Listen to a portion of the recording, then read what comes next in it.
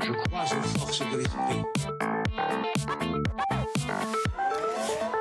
Bonsoir et bienvenue, vous êtes au bon endroit, au bon moment, pendant le 20h sur France 3 Corse, via Stella, évidemment. Posture, hypocrisie, coup bas, la journaliste Aude Lancelin raconte dans l'ouvrage Le Monde Libre son éviction du magazine L'Obs et propose un brûlot contre la gauche sociale libérale de gouvernement. Son regard très critique bouscule l'entre-soi médiatico-politique où la police de la pensée semble, selon elle, dicter les règles. Elle propose ainsi de raviver la flamme du journalisme et lance un appel à la résurrection d'une vraie gauche. Rien que ça. Les titres de votre 20h. Politique, économie, mondialisation, est-ce le retour de la stratégie du choc? Les regards de Sébastien Pisane et Paul Tourki-Dourian, le débrief culturel, la stratégie du choc ou l'histoire du néolibéralisme, voire même de l'ultralibéralisme, avec Marcel Petrichoul et notre cinéphile Xavier Affre. Milton Friedman, prix Nobel d'économie en 1976, tenant de l'ultralibéralisme, a toujours prôné d'imposer immédiatement après une crise des réformes économiques douloureuses afin que les gens n'aient pas le temps de se ressaisir. Il qualifiait cette méthode de traitement de choc. La journaliste Naomi Klein préfère utiliser l'expression la stratégie du choc. Est-ce le retour de cette méthode brutale? C'est le sujet de votre 20h. Bonsoir messieurs. Bonsoir Philippe. Bonsoir Philippe. Bonsoir Paul Tourki-Dourian, à ma gauche. Et Sébastien Pisane à ma droite. Alors, est-ce le retour de la stratégie du choc? Nous avions évoqué ce sujet, légèrement effleuré, ce sujet dans un précédent débat sur la Grèce. Et je vous avais proposé d'y revenir. Nous y voilà, les amis. Alors, je sais que c'est peut-être fort de café pour les libéraux quand ils entendent que l'on va évoquer la stratégie du choc.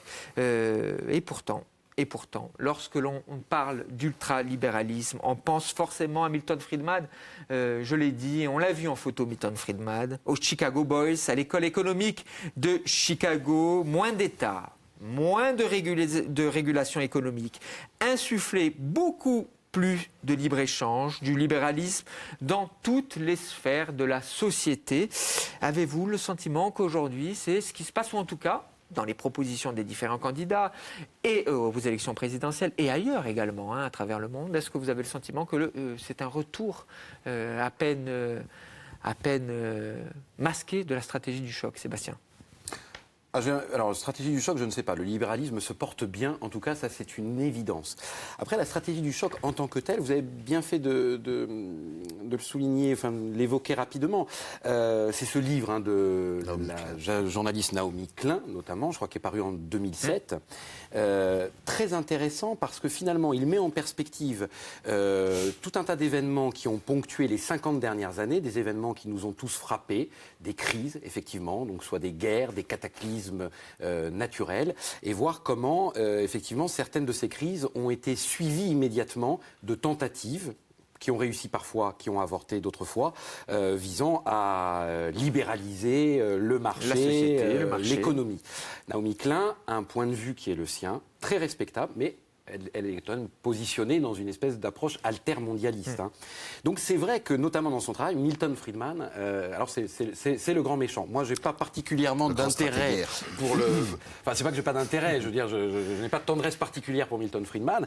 Maintenant, il faut quand même remettre Milton Friedman dans un contexte. Je ne vais pas être trop long, mais c'était quand même... On était en plein keynésianisme, donc là, vraiment dans une période de politique, d'économie de la relance. Et là, c'est vrai qu'il a fait entendre... Il était minoritaire à l'époque, il a fait entendre une voix différente liée à cette libéralisation de l'économie. Bon, ensuite, est-ce que effectivement c'est finalement cette théorie qui est à l'origine de toute la dérégulation que nous vivons? Alors, en tout cas, si l'on prend, pardon Paul, mais vous allez prendre la main évidemment, mais si on reste sur Milton Friedman, est-ce qu'il a été à l'origine, en tout cas, Pinochet au Chili, la dérégulation, l'ultralibéralisme notamment, via le terrible plan d'appauvrissement du peuple, s'inspire de Milton Friedman. Thatcher, c'est pas très loin, Margaret Thatcher, dans les années 80 en Angleterre. Reagan, c'est pas très loin dans les années 80 aux États-Unis, sont d'une inspiration de l'ultralibéralisme proche des idées de Milton Friedman tout de même. Oui, tout à fait. Bon, déjà, il faut peut-être un peu quand même dissocier légèrement deux choses. C'est le libéralisme et la stratégie Vous ou avez la raison de le doctrine faire. du choc. Le libéralisme, C'est vrai. c'est une théorie économique qui propose, on va grossir un peu, le retrait de l'État de la sphère publique. Voilà, ouvertement. Hein. Donc c'est l'initiative privée qui prend le dessus, c'est ce que les libéraux définissent comme la liberté individuelle de pouvoir faire et pratiquer Entreprendre. ou entreprendre. La stratégie du choc, c'est différent. C'est provoquer des désastres Ou profiter. ou profiter. profiter. Essentiellement, bon, dans la stratégie du choc, on voit que quand même il y a une forme aussi de mise en œuvre et de plans D'appauvrissement des peuples. d'appauvrissement ou de perturbation politique ou voilà. Et donc c'est deux choses différentes. Et je pense qu'effectivement la stratégie du choc découle du libéralisme. Et Milton Friedman, quelque part, c'est cette stratégie du choc parce que effectivement il y a une omniprésence de ses disciples.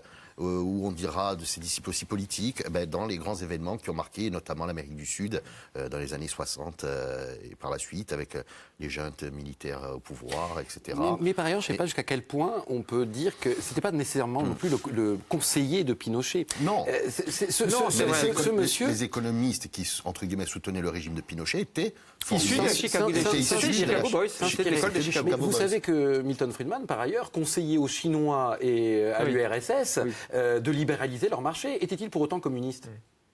Non, vous voyez ce que je veux dire? C'est-à-dire qu'à un moment donné, je trouve que dans la construction, encore une fois que je respecte et que je trouve très intéressant de Naomi Klein à travers la stratégie du choc, par exemple, ce passage sur Pinochet est très intéressant parce qu'il y a des gens qui s'inspirent de ces théories, mais il n'est pas nécessairement le grand Satan que l'on nous décrit, Mais à mon le sens. problème, encore une fois, c'est que effectivement, il n'est pas le seul à être coupable, je dirais un petit peu, de la destruction de ces nations, mais est-ce que finalement, il n'est pas un des maillons de cette grande chaîne? Je veux dire, il faut bien que la culpabilité retombe sur quelqu'un, au moins partiellement.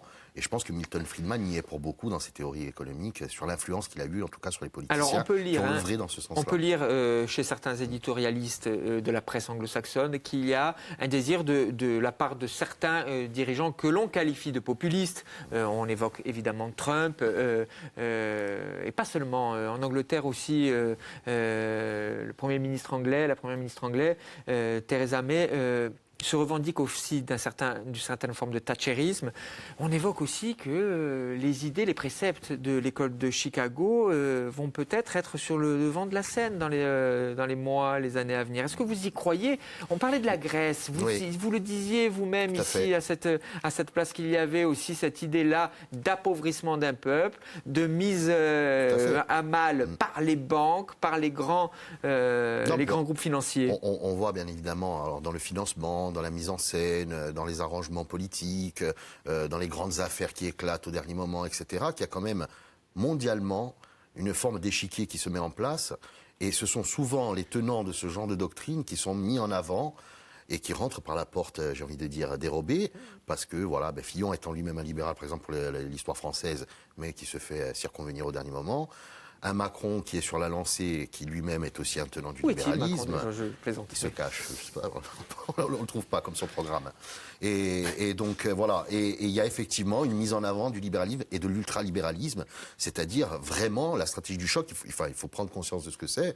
Alors bien sûr, c'est entre guillemets apparu avec Naomi Klein, hein, mais la stratégie du choc, c'est meurtrir des populations, c'est provoquer des catastrophes humaines et sociales pour en tirer un profit mondial. Alors on pousse évidemment, vous l'aurez compris, Oui. on pousse dans l'émission, on va très loin, peut-être on est à la limite de la caricature, mais c'est voulu parce qu'on a envie d'essayer de comprendre, de décrypter ce qui se cache derrière ces politiques ultra-libérales. Si l'on évoque la France, si vous le permettez les amis, juste quelques chiffres qui sont importants parce qu'on a le coutume de dire qu'en France, il n'y a pas de...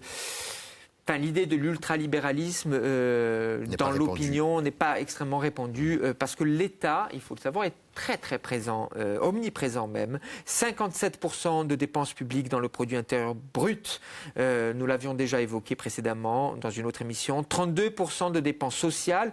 Certes, ce sont des records pour un pays développé. 5,6 millions de fonctionnaires, 65 milliards d'euros d'aide aux entreprises pour contrebalancer tout de même. C'est bien ces chiffres, mais on se berce de 12 illusions. Effectivement, l'État est très présent, mais c'est un État qui est notamment présent, moi je trouve, sur le plan social, avec tout un tas de minima, et heureusement qu'ils sont Pas un État là. stratège. Mais je suis désolé, Pas efficace.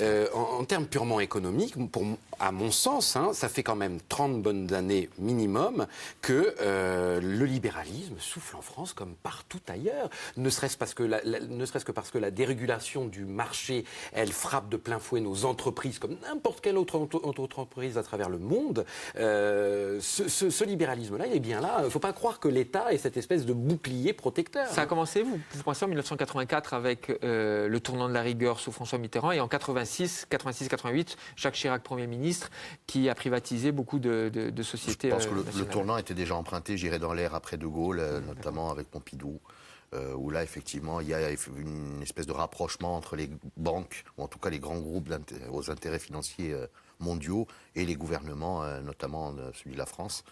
Puisque c'est à partir de là, je pense, si je ne m'abuse, que l'État français peut emprunter à des banques qui ne sont pas des banques nationales. Pour le choc pétrolier. Voilà. Et c'est là où, effectivement, on commence à mesurer, je dirais, l'impact de la finance sur la vie politique, en tout cas en France, en Europe et puis dans le monde.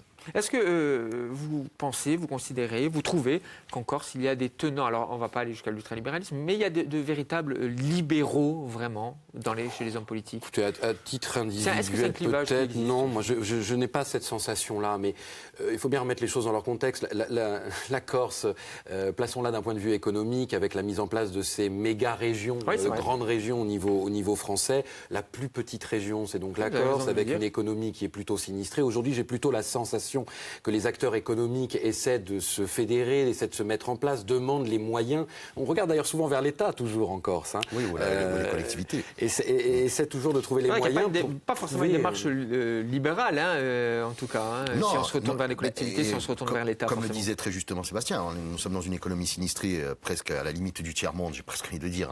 Taux de chômage très très élevé. Très élevé, endettement, mais toute proportion gardée, on reste quand même très sinistré. Et donc forcément, le premier secours vers lequel on se porte, c'est celui d'une collectivité qui peut aider justement une entreprise, un agriculteur à émerger un peu et à se développer et s'émanciper économiquement.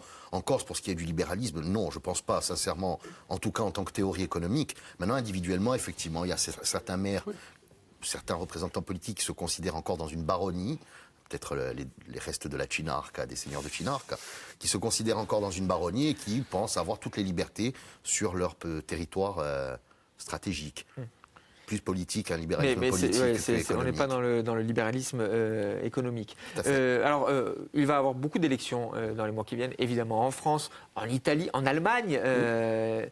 Là aussi, on voit que les tenants, je dis curieusement parce qu'il y a des exemples récents qui ont montré que, on évoquait en Grèce notamment, le rôle de l'Allemagne, le rôle du FMI, le rôle des banques centrales, est assez fort. Et met en péril parfois la vie, vous l'avez dit Paul, je crois que c'est vous qui l'avez dit d'ailleurs, la vie des peuples. Tout à fait. Est-ce que vous avez le sentiment qu'à travers ces élections-là, va se jouer quelque chose si les tenants du libéralisme gagnent ? Ah, mais ça miroir aux alouettes, parce que sincèrement et très sincèrement, je pense qu'on utilise la peur justement comme stratégie du choc, la peur des extrêmes.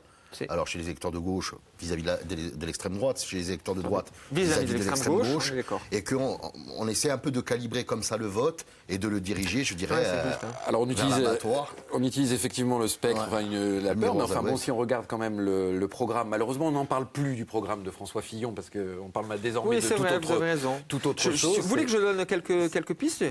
Fin de l'ISF, taux d'imposition unique, réforme du statut de la fonction publique, réduction drastique des dépenses publiques et du nombre de fonctionnaires. Et remise en cause du CDI, remise en cause de tout un tas d'avantages sociaux selon des directives européennes. Devant une assistance de patron, il y a une vidéo qui existe où il utilise le terme de blitzkrieg. Oui. Donc quand même, guerre éclair. De guerre éclair. Donc ça veut dire vraiment, on est là, pas loin de cette idée de choc à administrer à un pays qui serait en train de s'embomber. D'ailleurs, c'est très intéressant, il ne dit pas choc, il dit rupture. Oh. Voilà, c'est l'expression qu'il utilise. Encore une fois, quel que soit le choix, il va se porter sur un des représentants, je dirais, du système libéral. Après, l'étiquette, peu importe, ce qu'il y a derrière, ce sera le même programme. On le sait, la loi Macron, même si aujourd'hui, encore une fois, M. Macron a du mal à faire sortir un programme, sur son passif politique, on sait que la loi Macron, par exemple, c'est une envolée libérale et qu'elle prépare des choses qui sont de cette teneur-là. Il se qualifie comme social-libéral. Tout à fait, on peut relever social. Il suffit d'aller voir du côté de la loi travail et d'un certain nombre de choses. Je pense que ce sont des divers degrés de libéralisme, mais que derrière, l'impact sera le même, et on agite un petit peu, encore une fois, les marionnettes de gauche, d'extrême gauche et d'extrême droite, pourraient faire en sorte que l'électeur se dirige dans le bon sens Et quel que soit le sens, ce sera toujours le même. Allez, messieurs, 40 secondes. Est-ce le retour de la stratégie du choc? Nous avons été très loin avec la stratégie du choc.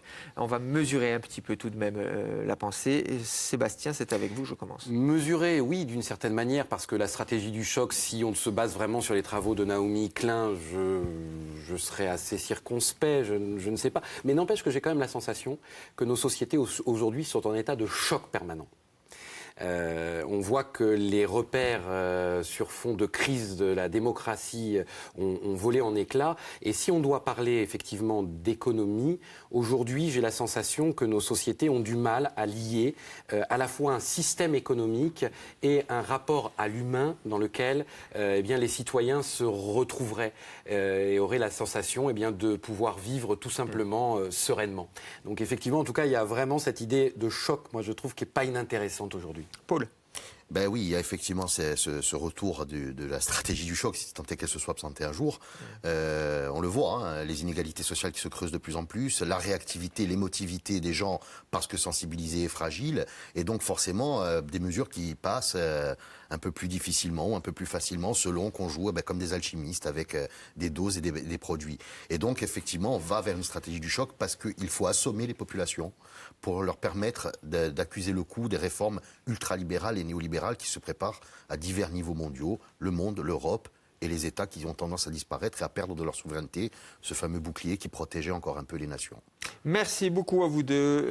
Vous en avez l'habitude maintenant, liberté totale d'opinion dans cette émission. Vous allez assister au débrief dans les coulisses. Bien sûr. Le débrief entre Xavier Affre et Marcel Pétrichol. Révolte, contestation et résistance face à la doctrine ultralibérale de l'école de Chicago. C'est ce qui prédomine, nous l'avons dit, dans les publications de Naomi Klein.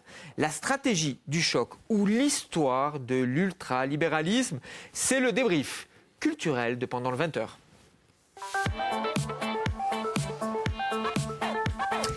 Bonsoir messieurs, Marcel Pétrichol. Bonsoir Philippe. Critique littéraire pour Parole de Corse, libraire, Xavier Affre, historien, cinéphile. Marcel, qu'avez-vous pensé, qu'avez-vous retenu de l'échange entre Paul Tourkidourian et Sébastien Pisani? On peut retenir qu'un nom, c'est Milton Friedman.